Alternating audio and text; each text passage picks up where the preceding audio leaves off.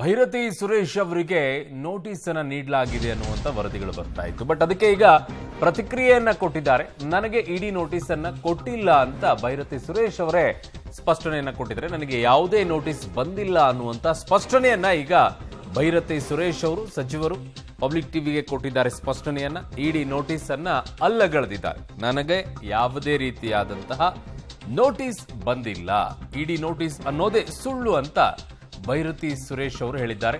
ನನಗಂತೂ ಇಡಿ ನೋಟಿಸ್ ಕೊಟ್ಟಿಲ್ಲ ಅನ್ನುವಂತ ಮಾತನ್ನ ಭೈರತಿ ಸುರೇಶ್ ಅವರು ಪಬ್ಲಿಕ್ ಟಿವಿ ಜೊತೆಗೆ ಮಾತನಾಡ್ತಾ ಇದರ ಬಗ್ಗೆ ಒಂದು ಸ್ಪಷ್ಟನೆಯನ್ನ ಕೊಟ್ಟಿದ್ದಾರೆ.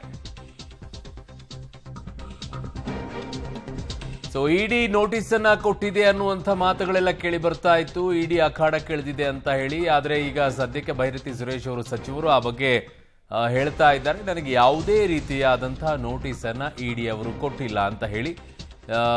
ಮೂಡ ವಿಚಾರಕ್ಕೆ ಸಂಬಂಧಪಟ್ಟಂತೆ ಈಗ ಭೈರತಿ ಸುರೇಶ್ ಅವರು ಕೂಡ ಇದರಲ್ಲಿ ವಿಚಾರಣೆಯನ್ನು ಎದುರಿಸಬೇಕಾಗತ್ತೆ. ಹಾಗಾಗಿ ಅವರಿಗೂ ಕೂಡ ನೋಟಿಸ್ ಅನ್ನ ಕೊಟ್ಟಿದ್ದಾರೆ ಎನ್ನುವಂತ ವರದಿಗಳೆಲ್ಲ ಬರ್ತಾ ಇತ್ತು. ಬಟ್ ಈಗ ಅದಕ್ಕೆ ಸ್ಪಷ್ಟನೆಯನ್ನ ಸ್ವತಃ ಭೈರತಿ ಸುರೇಶ್ ಅವರೇ ಕೊಟ್ಟಿದ್ದಾರೆ. ನನಗೆ ಯಾವುದೇ ರೀತಿಯಾಗಿ ಇಡಿ ನೋಟಿಸ್ ಅನ್ನ ಕೊಟ್ಟಿಲ್ಲ ಅನ್ನುವಂತ ಮಾತನಾಡಿದ್ದಾರೆ. ನನ್ನ ಸಹೋದ್ಯೋಗಿ ಈಗ ಪೊಲಿಟಿಕಲ್ ಬ್ಯೂರೋ ಇಂದ ಸುಖೇಶ್ ನನ್ನ ಸಂಪರ್ಕಕ್ಕೆ ಸಿಗ್ತಾ ಇದ್ದಾರೆ. ಸುಖೇಶ್, ಇಡಿ ಅಖಾಡಕ್ಕೆ ಇಳಿದು ಬಿಟ್ಟಿದೆ, ನೋಟಿಸ್ ಅನ್ನ ಕೊಟ್ಟಿದ್ದಾರೆ, ವಿಚಾರಣೆಗೆ ಹಾಜರಾಗಬೇಕು, ಈ ರೀತಿ ಎಲ್ಲ ಕೇಳಿ ಬರ್ತಾ ಇತ್ತು. ಬಟ್ ಈಗ ಅದರ ಬಗ್ಗೆ ಸ್ಪಷ್ಟನೆಯನ್ನೇನು ಕೊಡ್ತಾ ಇದ್ದಾರೆ ಭೈರತಿ ಸುರೇಶ್ ಅವರು?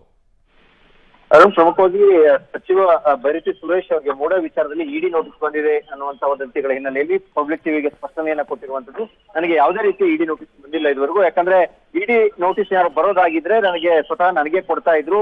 ಅವರು ಅದನ್ನ ದಾರಿಯಲ್ಲಿ ಕೊಟ್ಟು ಹೋಗಕ್ಕಾಗಲ್ಲ, ನನಗೆ ಕೊಡಬೇಕಾಗಿತ್ತು. ಮತ್ತೆ ಅದ್ರಲ್ಲಿ ನನ್ನ ಸಂಬಂಧವೂ ಇಲ್ಲದೆ ಇರೋದ್ರಿಂದ ನನಗೆ ಇಡಿ ನೋಟಿಸ್ ಬರುವಂತ ಸಾಧ್ಯತೆ ಕೂಡ ಇಲ್ಲ. ಆದ್ರೆ ಈ ರೀತಿ ಒಂದು ರೂಮರ್ ಸ್ಪ್ರೆಡ್ ಆಗಿದೆ ಹೊರತು ಅದಕ್ಕೆ ಖಚಿತವಾದ ಮಾಹಿತಿ ಅಲ್ಲ ಅನ್ನುವಂತ ಮಾಹಿತಿಯನ್ನ ಸಚಿವ ಭೈರತಿ ಸುರೇಶ್ ಅವರು ಈಗ ಪಬ್ಲಿಕ್ ಟಿವಿಗೆ ನೀಡಿರುವಂತದ್ದು. ಓಕೆ, ಇಡಿ ಅವರು ಕೊಟ್ಟಿಲ್ಲ ಅಂದ್ರೆ ಲೋಕಾಯುಕ್ತರು ಕೂಡ ಭೈರತಿ ಸುರೇಶ್ ಅವರು ವಿಚಾರಣೆಯನ್ನ ಮಾಡಬೇಕಾಗತ್ತೆ ಈ ಪ್ರಕರಣದಲ್ಲಿ. ಹಾಗಾಗಿ ಆ ವಿಚಾರದಲ್ಲಿ ಏನಾದ್ರು ಹೇಳಿದಾರಾ? ಅರುಣ್, ಒಂದು ಸ್ಪಷ್ಟ, ಯಾವ ಕಾರಣಕ್ಕಾಗಿ ಅವ್ರನ್ನ ತನಿಖೆಗೆ ಒಳಪಡಿಸಬೇಕು ಅನ್ನುವಂಥದ್ದು ತನಿಖೆಯ ಹಂತದಲ್ಲಿ ಅವ್ರದ್ದೇನಾದ್ರೂ ಪಾತ್ರ ಇದೆ ಅನ್ನೋದಾದ್ರೆ ಮಾತ್ರ ಅದು ವಿಚಾರ ಬರುತ್ತೆ. ಈಗ ಮುಖ್ಯಮಂತ್ರಿಗಳಿಗೆ ವಿರುದ್ಧ ಕೇಸ್ ಆಗ್ತಿದೆ. ಅದರಲ್ಲಿ ಭೈರತಿ ಸುರೇಶ್ ಅವರ ವಿಚಾರ ಪ್ರಮುಖವಾಗಿ ಇಡೀ ಕೇಸಿನ ತನಿಖೆ ಹೇಗೆ ಸಾಗುತ್ತೆ ಅನ್ನೋದ್ರ ಮೇಲೆ ತೀರ್ಮಾನ ಆಗುತ್ತೆ. ಯಾರ್ಯಾರು ನೋಟಿಸ್ ಕೊಡ್ತಾರೆ ಸಾಧ್ಯತೆ ಇರುತ್ತೆ ಅರುಣ್. ಓಕೆ, ಬಟ್ ಯಾಕೆ ಭೈರತಿ ಸುರೇಶ್ ಅವರನ್ನ ಈ ಪ್ರಕರಣದಲ್ಲಿ ಎಳ್ಕೊಂಡು ಬರ್ತಾ ಇದ್ದಾರೆ? ಯಾಕೆ ಅವರ ಹೆಸರು ಇದರಲ್ಲಿ ಬಹಳ ಪದೇ ಪದೇ ಬರ್ತಾ ಇದೆ ಸುಖೇಶ್? ಒಂದು ಸ್ಪಷ್ಟ ಅರುಣ್, ಯಾಕಂದ್ರೆ ಅವರು ನಗರಾಭಿವೃದ್ಧಿ ಸಚಿವರಾಗಿದ್ರು, ಮೂಡ ನಗರಾಭಿವೃದ್ಧಿ ಇಲಾಖೆಯ ವ್ಯಾಪ್ತಿಗೆ ಬರುತ್ತೆ ಮತ್ತು ಭೈರತಿ ಸುರೇಶ್ ಅವರು ಆಪ್ತರಿದ್ರು ಅನ್ನುವಂತ ಕಾರಣಕ್ಕಾಗಿ ಮೊದಲಿನಿಂದಲೂ ಕೂಡ ಈ ಒಂದು ಪ್ರಕರಣದ ವಿಚಾರ ಬಂದಾಗ ಅಥವಾ ಮುಖ್ಯಮಂತ್ರಿಗಳ ವಿರುದ್ಧ ಆರೋಪ ಮಾಡಿದಂತ ಸಂದರ್ಭದಲ್ಲಿ ಸಹಜವಾಗಿ ಭೈರತಿ ಸುರೇಶ್ ಅವರ ಹೆಸರು ಕೂಡ ಅದಕ್ಕೆ ತಳಕು ಹಾಕೊಂಡಿತ್ತು. ಅಂದ್ರೆ ಇಲಾಖೆ ಅವರ ವ್ಯಾಪ್ತಿಯಲ್ಲಿ ಬರುತ್ತೆ ಮತ್ತು ಮುಖ್ಯಮಂತ್ರಿಗಳಿಗೆ ಆಪ್ತರಿದ್ದಾರೆ ಅನ್ನುವಂತ ಕಾರಣಕ್ಕೆ ಅದು ತಳಕು ಹಾಕೊಂಡೇ ಬಂತು ಮೊದಲಿಂದಲೂ ಕೂಡ. ಹಾಗೆ ಈಗ ಇದುವರೆಗೂ ಕೂಡ ಅಧಿಕೃತವಾಗಿ ಅವರ ಪಾತ್ರ ಏನಿದೆ ಇಲ್ಲ ಅನ್ನೋದ್ರ ಬಗ್ಗೆ ಯಾರು ಸ್ಪಷ್ಟತೆ ಇಲ್ದಿರೋದ್ರಿಂದ ಹೀಗೆ ಆಗಿದೆ, ಈಗ ಆಗಿಲ್ಲ ಅನ್ನೋದನ್ನ ಈಗ ಹೇಳಲಿಕ್ಕೆ ಸಾಧ್ಯ ಇಲ್ಲ. ಜೊತೆಗೆ ಹಾಗಾಗಿ ಬಹುಶಃ ಅದೊಂದು ರೂಮರ್ ರೀತಿಯಲ್ಲಿ ಕೂಡ ಇದೊಂದು ಸ್ಪ್ರೆಡ್ ಆಗಿರುವಂತ ಸಾಧ್ಯತೆ ಕೂಡ ಇರಬಹುದು ಅರುಣ್. ಓಕೆ, ಲೆಟರ್ ಮೂಡಾದಲ್ಲಿರುವಂತ ಲೆಟರ್ಗಳನ್ನ ಫೋಟೋವನ್ನ ಹಾಕಿ ಇದ್ರಲ್ಲಿ ನೋಡಿ ಅದಿಲ್ಲ ವೈಟ್ನರ್ ಅನ್ನು ತೋರಿಸ್ತಾ ಇದ್ರಲ್ಲ, ಒಂದಿಷ್ಟು ವಿಡಿಯೋಗಳೆಲ್ಲ ಆಚೆ ಬರ್ತಾ ಇತ್ತಲ್ಲ, ಅದನ್ನ ಲೈಟ್ ಬ್ಯಾಕ್ ಗ್ರೌಂಡ್ ಅಲ್ಲಿ ಆ ಪೇಪರ್ಗೆಲ್ಲ ಹೇಳಿದ್ರು. ಆ ವಿಚಾರದಲ್ಲಿ ಏನಾದ್ರೂ ಇವರ ಹೆಸರು ಓಡಾಡ್ತಾ ಇದೆಯಾ ಏನು ಅಂತ?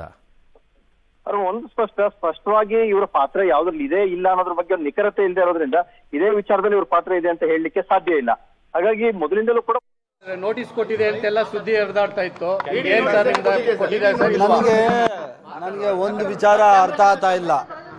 ನೀವೆಲ್ಲ ಸ್ನೇಹಿತರಿದ್ದೀರಾ ಇಲ್ಲೆಲ್ಲ, ನೀವೆಲ್ಲ ಒಂಥರ ಆವಾಗಿಂದ ನನಗೆ 2012ರಿಂದ ಭಾಳ ಸಪೋರ್ಟ್ ಮಾಡಿ. ಯಾರು ಈ ಸುಳ್ಳು ಸುದ್ದಿ ಹಬ್ಬಿಸ್ತಾ ಇರೋದು? ಏನು ನಾನು ಪಾಪ ಮಾಡಿದೆ ಅಂತ ಅರ್ಥ ಆಗ್ತಾ ಇಲ್ಲಲ್ಲ. ತಿರುಗಿ ಬಂದ್ಬಿಟ್ಟು ನನ್ನ ಹಿಡ್ಕೊಳ್ಳೋದ್ರಲ್ಲಿ ಏನೈತೆ ಅರ್ಥ? ಇಡೀ ನೋಟಿಸ್ ಬಂದೈತೆ, ಅದೇನೋ ಟೈಮ್ ಕೇಳವ್ರೆ, ಅದೇನೋ ಆನ್ಸರ್ ಕೊಟ್ಟವ್ರೆ. ಯಾವ ಇಡೀ ನೋಟಿಸ್ ಬಂದೈತೆ? ಯಾವ ಇಡೀ ಏನು ಅದಕ್ಕೇನು ಅಥೆಂಟಿಕೇಟೆಡ್ ಏನಿದೆ?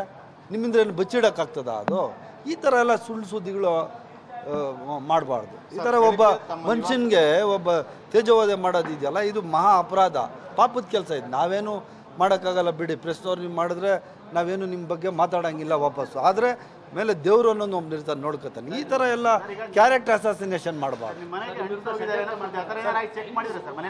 ಏನು ಮನೆಗೆ ಅಂಟಿಸೋಕೆ ಅದೇನು ಪೋಸ್ಟ್ ಆಫೀಸಾ? ನಾನು ಖುದ್ದಾಗಿ ಮನೆಯಿಂದ ಸ್ಟ್ರೈಟ್ ಇಲ್ಲಿ ಬರ್ತಾ ಇದ್ದೀನಿ.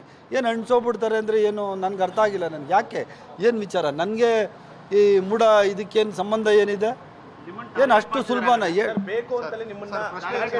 ಟಾರ್ಗೆಟ್ ಇಡಿ ಎಲ್ಲ ಮಾಡ್ತಾ ಇರೋದು ನನ್ನ ಪ್ರಕಾರ ಪ್ರೆಸ್ನವ್ರು ಮಾಡ್ತಾರೆ ಟಾರ್ಗೆಟ್. ಈಗ ಬೆಳಗ್ಗೆ ನನ್ನ ಪ್ರಕಾರ ನೀವು ಟಾರ್ಗೆಟ್ ಮಾಡ್ತಾ ಇದ್ದೀರಲ್ಲ. ಯಾಕೆ ಯಾವುದೇ ನೋಟಿಸು ನನಗೆ ಇಡಿ ಆಗಲಿ ಇನ್ನೊಂದು ಮತ್ತೊಂದು ನನಗೆ ಯಾವುದೇ ನೋಟಿಸ್ ಬಂದಿಲ್ಲ. ಮಾಧ್ಯಮ ಸ್ನೇಹಿತರು ನಾನೇನು ನಿಮಗೆ ಅಪರಿಚಿತನಾ? ನಿಮಗೆಲ್ಲ ಗೊತ್ತಿರೋ ನಾನು ಅಟ್ಲೀಸ್ಟ್ ನಾನು ಕ್ಲಾರಿಫಿಕೇಶನ್ ಕೊಟ್ಟಾದ್ರೂ ನೀವು ಟಿ ವಿಲಿ ಹಾಕೋದು ನ್ಯಾಯ ಐತೆ. ಈ ಥರ ಕ್ಯಾರೆಕ್ಟರ್ ಅಸಾಸಿನೇಷನ್ ಯಾಕೆ ಮಾಡ್ತಾ ಇದ್ದೀರಾ ಅನ್ನೋದೇ ನನಗೆ ಅರ್ಥ ಆಗ್ತಾ ಇಲ್ಲ. ಇವತ್ತವರೆಗೂ ನನಗೆ ಯಾವುದೂ ಬಂದಿಲ್ಲ. ಮಾರುತಿ ಹೇಳಿದ್ದೆ ಹೇಳ್ತಿಯಲ್ಲ ಮಾರುತಿ, ನಾನು ಏನು ಹೇಳಲಿ ಇದಕ್ಕೆ? ಹಬ್ಬದ ಬಳಿಕ ವಿಚಾರಣೆಗೆ ಬರ್ತೀನಿ ಅಂತ ತಾವು ಹೇಳಿದ್ರಂತೆ, ನಿಜಾನ ಸುಳ್ಳ ಅಂತ? ನಾನು ಏನು ಹೇಳಿ, ನನಗೆ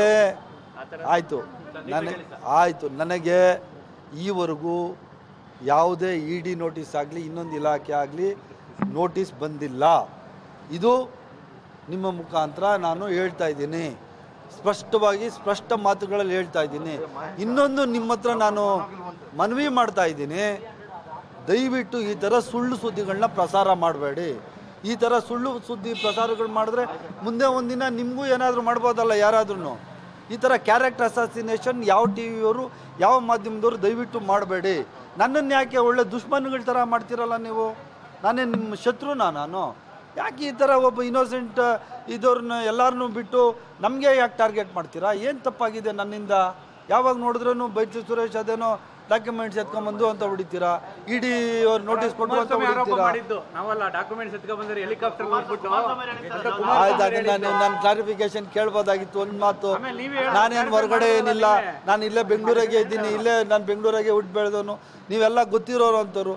ದಯವಿಟ್ಟು ನನ್ನ ಮನವಿ ನಿಮಗೆ, ಈ ಥರ ಸುಳ್ಳು ಸುದ್ದಿಗಳನ್ನ ಪ್ರಸಾರ ಮಾಡಬೇಡಿ. ಟಿ ಆರ್ ಪಿಗೋಸ್ಕರ ನೀವು ಕ್ಯಾರೆಕ್ಟರ್ ಅಸಾಸಿನೇಷನ್ ಮಾಡಿಬಿಟ್ರೆ ನಮ್ಮ ಪರಿಸ್ಥಿತಿ ಏನಾಗಬೇಕು ಅಂತ ದಯವಿಟ್ಟು ಯೋಚನೆ ಮಾಡಬೇಕು.